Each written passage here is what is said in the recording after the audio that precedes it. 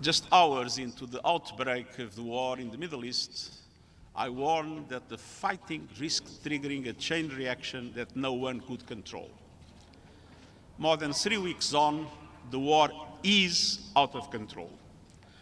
The conflict has broken past the limits even leaders thought unimaginable. The world is staring down the barrel of a wider war, a rising tide of human suffering, and a deeper global economic shock. This has gone too far. It's time to stop climbing the escalation ladder and start climbing the diplomatic ladder and return to full respect of international law. The number of initiatives for dialogue and peace are underway. They must succeed. I have just appointed Jean Arnaud as my personal envoy to lead the UN efforts on the conflict and its consequences.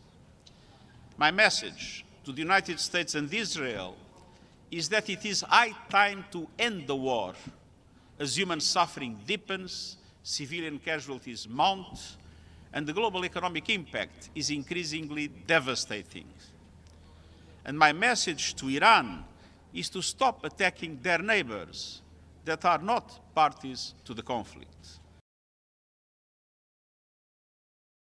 And it has reaffirmed that respect for navigational rights and freedoms around critical maritime routes, such as the Strait of Hormuz, must be respected. The prolonged closure of the strait is choking the movement of oil, gas, and fertilizer at a critical moment in the global planting season. Across the region and far beyond, civilians are enduring serious harm and living under profound insecurity. I witnessed some of these consequences firsthand during my recent visit to Lebanon. There too, the war must stop. Hezbollah must stop launching attacks into Israel, and Israel must stop its military operations and strikes in Lebanon, which are hitting civilians the hardest. The Gaza model must not be replicated in Lebanon. Around the globe, markets are in turmoil, humanitarian operations are constrained, and on every front, the shock waves are falling hardest on those who bear no responsibility for this conflict: the poorest, the most vulnerable, the least able to absorb yet another blow.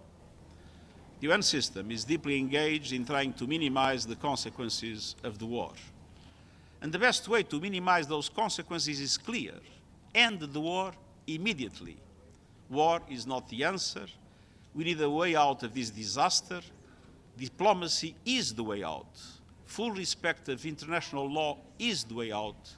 Peace is the way out. And I thank you. Very much. Thank you.